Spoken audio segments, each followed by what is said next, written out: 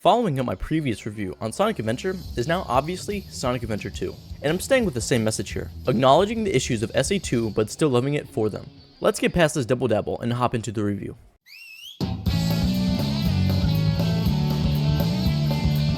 The first thing anyone will notice booting this game up after playing SA1 is the updated presentation.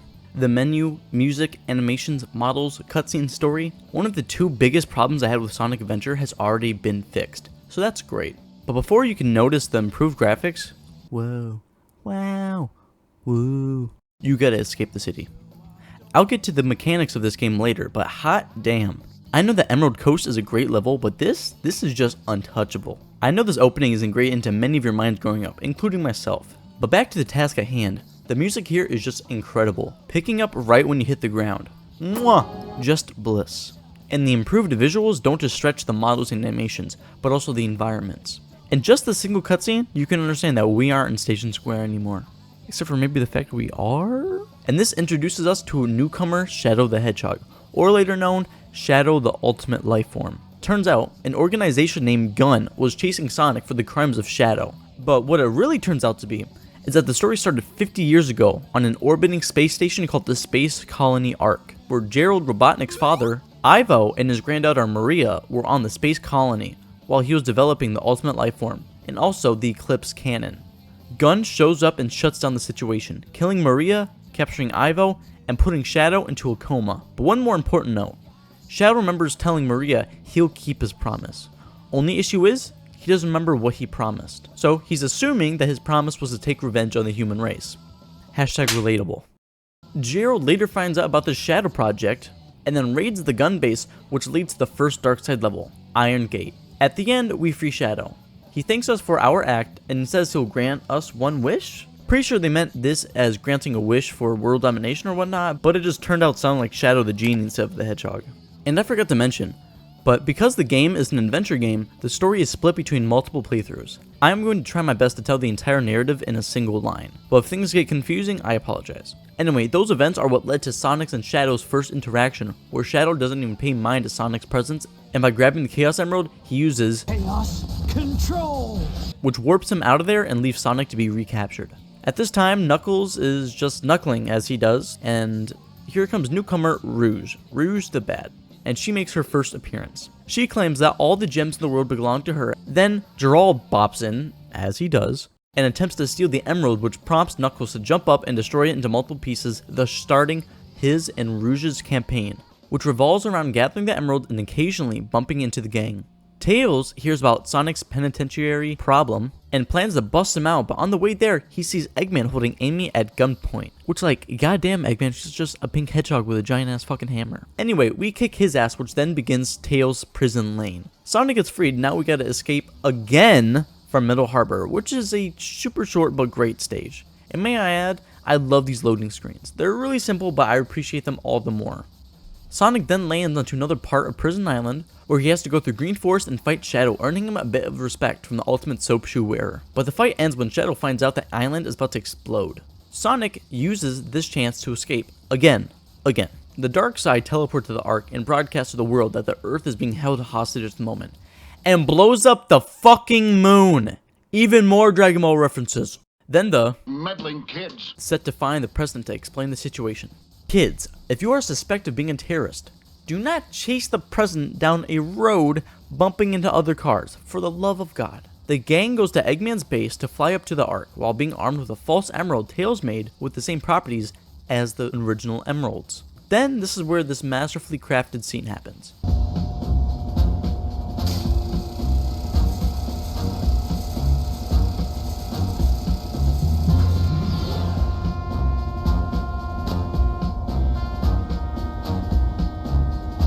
Let's take care of business first, shall we, Sonic?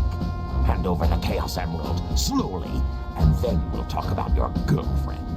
That is, if you really care for her. Handing over the fake emerald? I can kill two birds with one stone! Put the emerald down right there and back off. You've turned into a big-time villain, Doctor.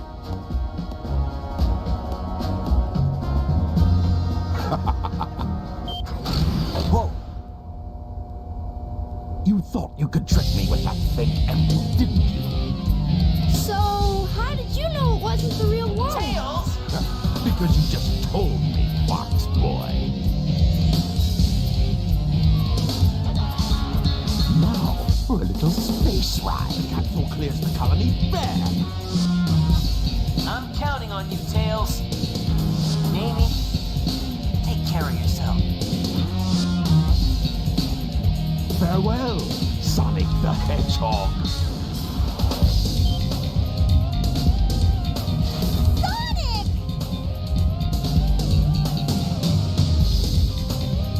It has the same wavelength and properties, but it's less powerful than the real one. The same wavelength and properties. But can I do this? Farewell, Sonic, my admirable adversary.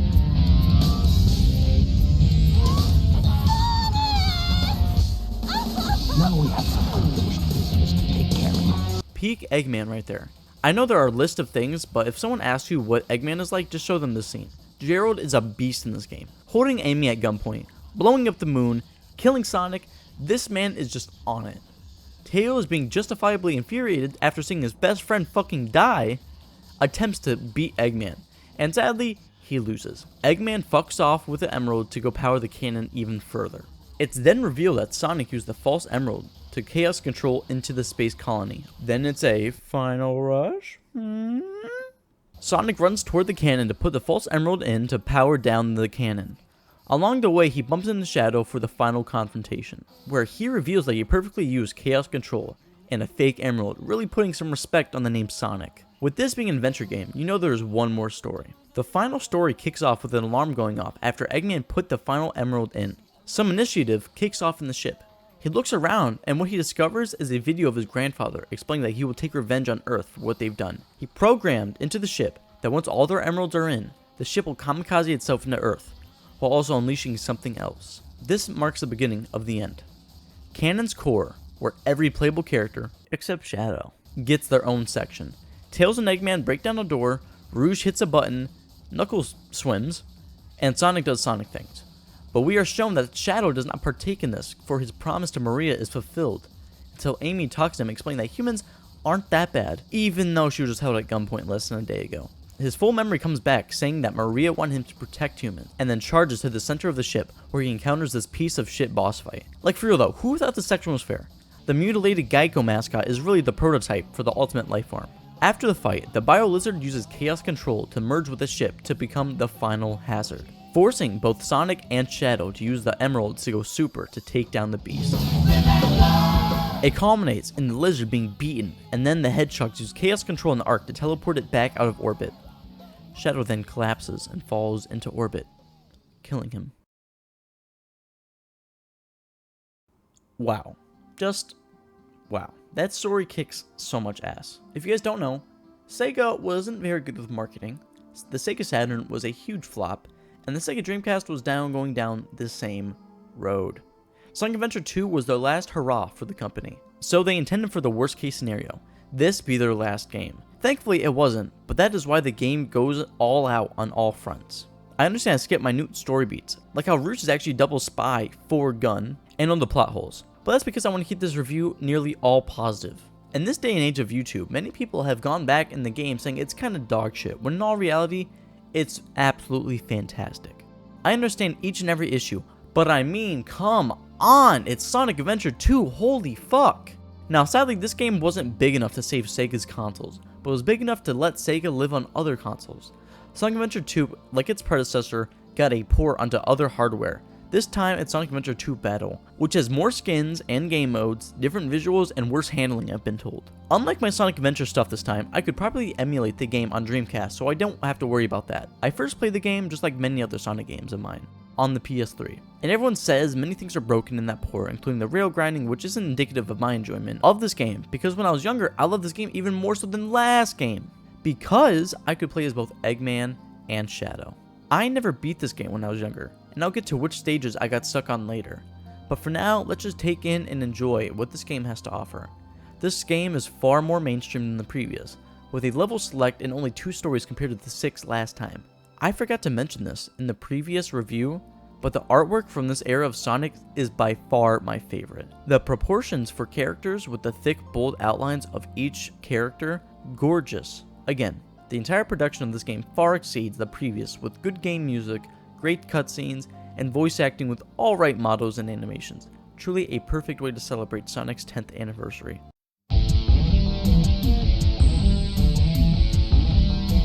This game also changes a lot gameplay wise. Like I said, it's a lot more focused than SA1 with a huge emphasis on duality. Instead of the 6 gameplay styles in SA1, we have the same 3 each returning from the prior entry. In my opinion, Adventure was best in Sonic's, Tails, and Gamma's section. Clearly, Sega disagreed with me because now we have 3 styles returning: Speed, Hunting, and Shooting. Sonic and Shadow fulfill the role of Running Man, then Knuckles and Rouge are the collectors of the game. And finally, for the first and only time, that you can play as Eggman, while in a modified version of the Eggwalker, which is Tails' final boss in SA1. This is pretty cool. Even though they are different characters, it's really just the same 3 characters. Yeah, Sonic gets the bounce bracelet while Shadow doesn't, but overall, it's the same character basically with different levels. Oh, and yeah, you can play as Tails in his mech. A lot of people have issues with this, but I don't mind. Yes, I would have preferred the race format to return, but it's whatever. But I really like this because the contrast between each character is so prevalent. Like Shadow's name is literally Shadow. I'm not going to bring up Terios because I guarantee all of you have already heard of Shadow's design before becoming Shadow. But the fact that Shadow, the ultimate life form, doesn't have to touch the ground that everyone else has to run on is just perfect character writing. But also differences in Knuckles and Rouge is shown throughout their music. I think it's safe to say that certain characters in Sonic are maybe portrayed to be certain races. I don't like to talk about races in games because honestly I don't care. But I will have to say, I envision both Knuckles and Rouge as black characters, if that makes any sense. And their music is what's often considered black music. Hip-hop and jazz. It's really cool that each character is shown throughout their music. Now Sonic's main thing is now rock, and Shadow has these cool techno synths for his music, again showing the humanity of Sonic being pure while Shadow is artificial and edgy. But other huge changes from SA1 is the level design. Gone are the days where each character shares the same levels. Here, each style has their own kind of levels. The Speed characters go through slightly more linear levels than before. I'd say the controls are slightly tweaked to make up for it. A lot of people say they prefer the way Sonic controls in SA1 than 2, but I don't agree, except for 2 things. Later in the game, I felt the homing attack was becoming less and less accurate. And also, they neutered my spin dash. You can't just mash the spin dash anymore, you gotta hold down the action button, then you'll just curl up into a ball. And also, the move doesn't feel as fast as before. But to be fair, the move was busted in SA1, so this feels a lot more fair. And also, talking about Speed characters they improved upon, the Lightspeed dash greatly improved. Now, you don't charge it, you just press the action button. Yes, it's not perfect, but it's still far better than before. And talking about upgrades, each character gets some, or rather, each playstyle gets them. There are a lot of repeat upgrades, like Knuckles and Rouge's ability to break steel crates, or the aforementioned Lightspeed dash. Or Tails and Eggman get the hover ability. I would have just preferred if you got one upgrade and then carried over to the other game like a Rift Apart, but again, it's not a huge issue. But things every character can get are the Chao keys. Yes, the Chao world returns. In the level, you gotta collect a key that then brings you to the world at the end of the level. And ew, what the fuck is this? Oh my god, I can recreate Eggman running from Sonic like the Genesis games. But also, if you come here as Tails, you can actually play as Tails. Why they don't just let you do that in the normal game, I don't know. Maybe after beating the game, you should have been able to play as Tails in the Speed stages, so that's a bit sad. But yeah, a lot of people love this game's Chao World. I was never the biggest fan of the area, but I do understand it's much better here than in SA1. And getting all the way back on track, let's talk about the level design. Like I said, each style has its own design. I feel this is the start of Sonic levels prioritizing finishing over exploring. Before in SA1 and the Genesis games, the levels had a lot to unpack, but now it's just about going straight. Yes, there are many different routes and shortcuts, but now the emphasis is on going, and it works wonders. City Escape, Radical Highway, Metal Harbor, both jungle levels, Skyrail, and Final Rush are all fantastic levels. Truly some of my favorite ever, and the only levels that rival them for me are Speed Highway and Red Mountain. The speed levels in this game are truly fantastic.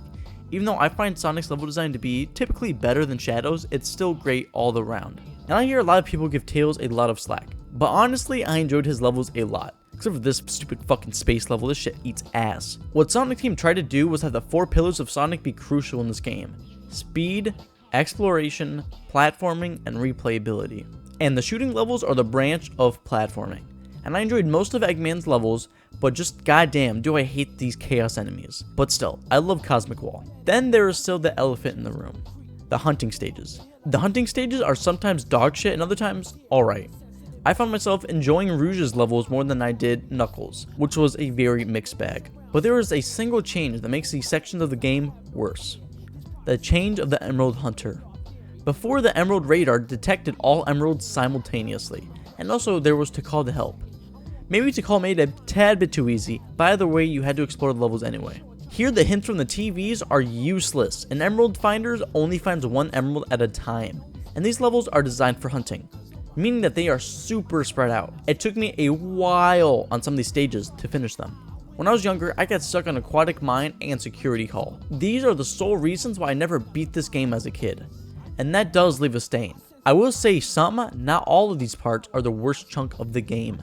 And because the levels are evenly distributed between each playstyle, that means if you finish all levels at equal length, this will be a third of the game for you. But because the speed levels are so much faster, these turn into a little over half the game's length, which is a real issue. But again, I enjoyed Pumpkin Hill, Dry Lagoon, and Wild Canyon. Just the rest of them can go fuck off.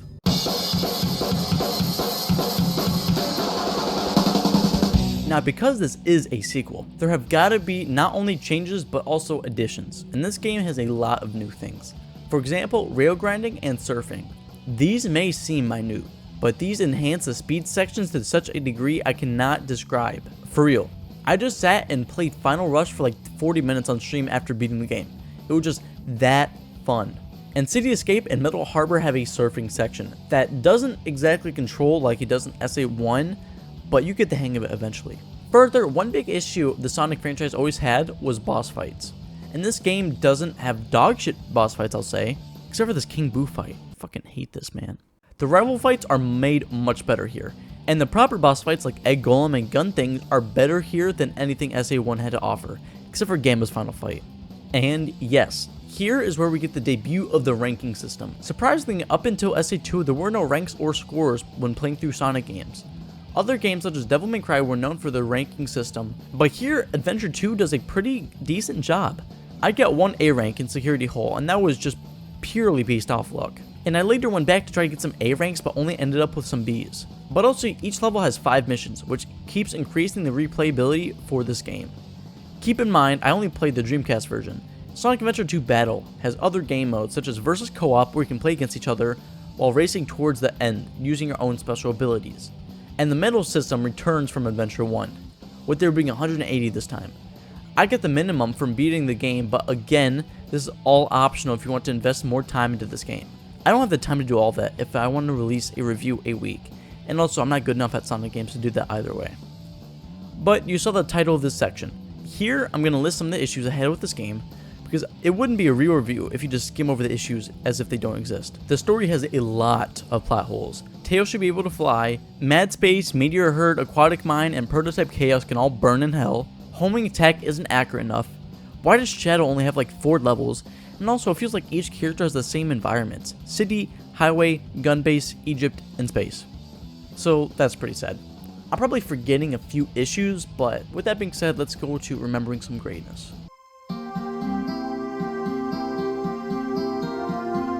Really, Sonic Adventure 2 is truly, in all respects, a fantastic game.